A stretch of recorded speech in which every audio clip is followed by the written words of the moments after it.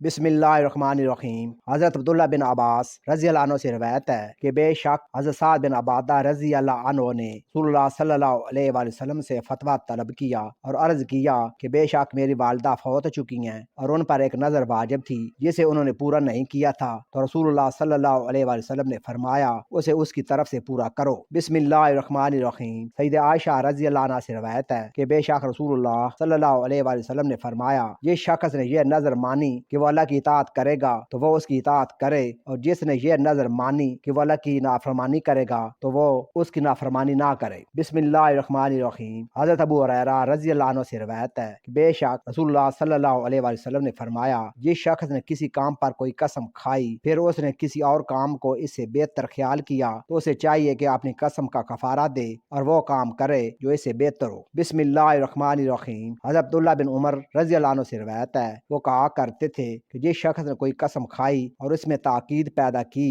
یعنی اسے 2-3 بار کہا پھر اسے توڑ دیا، تو اس پر ایک گردن آزاد کرنا یا 10 مسکینوں کو کپڑے پہنانا لازم ہے، اور جس نے قسم کھائی لیکن اس میں تاکید پیدا نہ کی پھر اسے توڑ ڈالا تو اس پر 10 مسکینوں کو کھانا کھلانا لازم ہے۔ ہر مسکین کے لیے گندم کا ایک مد یعنی 525 گرام لازم ہے۔ پھر جو شخص ان مذکورہ کفاروں میں سے کسی کی طاقت نہ پائے تو اس پر 3 دن کے روزے لازم ہیں۔ بسم اللہ الرحمن الرحیم۔ حضرت ابن عمر رضی اللہ عنہ سے روایت ہے کہ بے شک رسول اللہ صلی اللہ علیہ وآلہ وسلم نے حضرت عمر بن خطاب رضی اللہ عنہ کو اس حال میں پایا کہ وہ حضرت عمر رضی اللہ عنہ ایک شتر یعنی اونٹ سوار قافلے میں چل رہے تھے اور اپنے باپ کی قسم کھا رہے تھے، تو رسول اللہ صلی اللہ علیہ وآلہ وسلم نے فرمایا یقیناً اللہ تمہیں اس سے منع فرماتا ہے کہ تم اپنے باپوں کی قسمیں کھاؤ، لہٰذا جو کوئی قسم کھانا چاہتا ہو تو اسے چاہیے کہ اللہ کی قسم کھائے یا خاموش رہے۔